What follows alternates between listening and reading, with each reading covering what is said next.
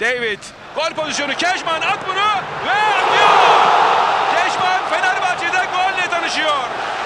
Fenerbahçe 2-1 önde. Güzel bir pas ve Kejman'dan merhaba.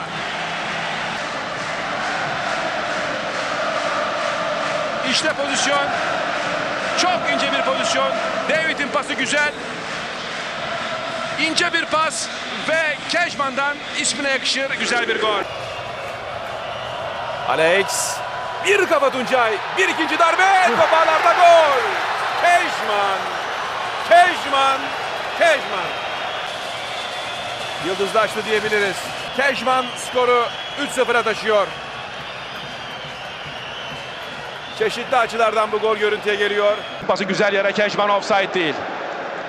Kejman girebilecek mi? Girdi, ceza sahası. Kejman ortaya, gol! Gol! Gol! Apia! Apia! Apia! Nefis bir gol.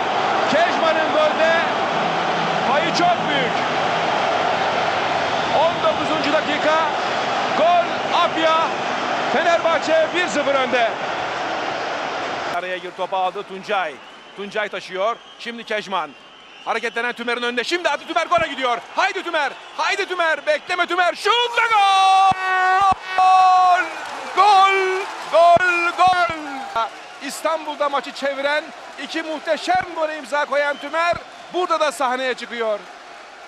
İşte gol. Boş. Alex'ten tekrar Alex. Önü boş Alex. Haydi Alex. Alex gol! Alex gol! Şen bir koordinasyon, nefis bir kombinasyon, paslar ve harika bir gol. Kejman, Kejman. Kejman pasını aktardı. Alex vurdu ve gol oldu. Alex de Souza.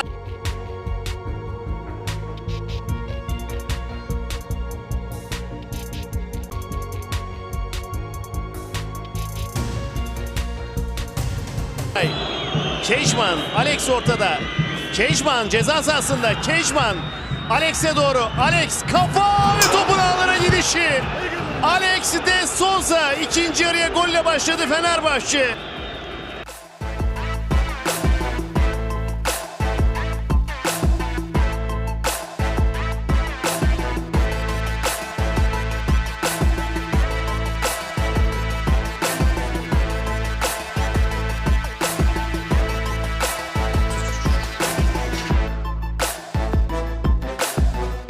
Alex, Alex, Alex 2-0.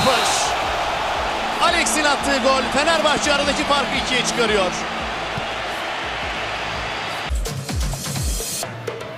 Kejman. Roberto Carlos uçarak kafa. Nefis bir gol. Roberto Carlos.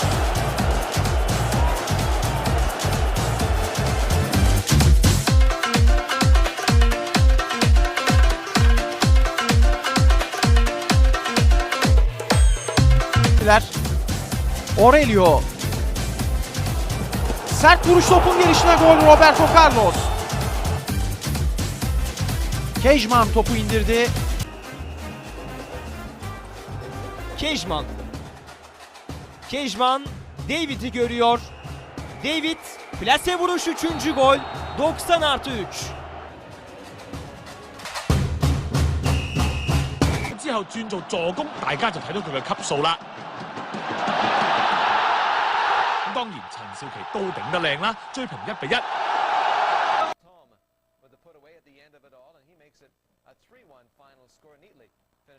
Chicos, ¿qué ha habido ahí? No se han entendido. Toño, ojo a esa pelota que queda muerta. ¡Gol!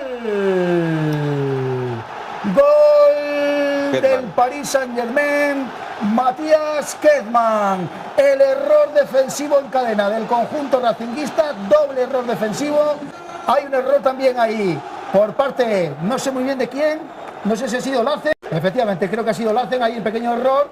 La coge Matías Kejman dentro del área y ese disparo ajustado a la derecha de Toño que supone el primer tanto del partido cuando llevamos ya 7 minutos arriba en largo buscando el desmarque de Matías Kejman. Allí llega el toque para Luguindula dentro del área, el disparo. ¡Gol! No, madre mía, qué error defensivo de nuevo. Pues mucho me temo que eso es atribuible ahí a Toño, ¿eh? Eso es el palo del portero. Es cierto que el balón barrado se va ajustado, pero y cómo gana la espalda una vez más ahí Loyindula y Kedman. Saint-Germain sur ce corner dévié par Traoré. Kezman reprend de la poitrine ou du ventre ce ballon. En tout cas, il va au fond et ça permet au Paris Saint-Germain de mener 1-0. On voit le bon corner de Jérôme Roten, la bonne déviation de Traoré et puis Kezman qui marque.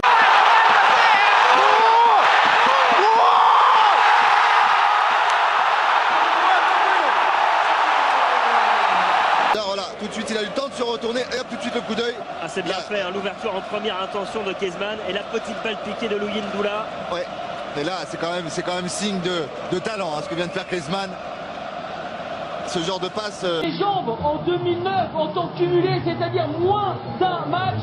Kezman qui marque son deuxième but de la saison en Ligue 1, Paris mène 1-0. Ouais, mais c'est tout à fait le joueur bien servi par Serra. Et puis là, Kezman il fait la différence sur son appel de balle en devançant Grégory Cerdan pour glisser ce ballon au fond des filets de Yoann Coulet. 1-0 pour les Parisiens. La passe au millimètre de 黃振鵬擋唔住基士文嘅射門啦，射入佢加盟南華之後嘅第一。 Encore une fois sur Guillaume Moirot. Deuxième chance pour Clément, la reprise et le but. L'ouverture du score signé Mattia Kezman pour le Paris Saint-Germain. Une occasion et demie, un but pour Paris. C'est l'équipe fusil. La Bruna dans les buts. Ouais, on sent la combinaison hein, sur cette touche de Chiara. Première tête de Moirot, la seconde elle est pour Chantôme. Voilà, qui dévie au deuxième poteau. Et Kezman qui est tout seul pour reprendre de voler et marquer. Là, il est sur son terrain, Mattia Kezman, là, Germain, le Brésilien Chiara. Ça joue, il n'y a pas de hors-jeu pour Ludovic Joly. Il a vu là-bas Mattia Kezman et le deuxième but. Doublé de Mattia Kezman. Oui. Ah, c'est allé vite. Et là, très vite. Par contre, ça va très vite après. Ça va très vite. Tig encore de haut en haut. Et puis voilà, ça va vite derrière. Pas de secret. Pas de hors-jeu. On prend l'information, on regarde, le centre est parfait. Derrière la défense. Parfait. On en reparle parce que Kezman peut marquer peut-être son premier but pour le Paris Saint-Germain. Kezman face à Jérôme Alonso et le Serbe d'entrée. Batman, c'est son surnom, signe son entrée dans la capitale. 1-0 pour Paris. Ouverture du score, Mattia.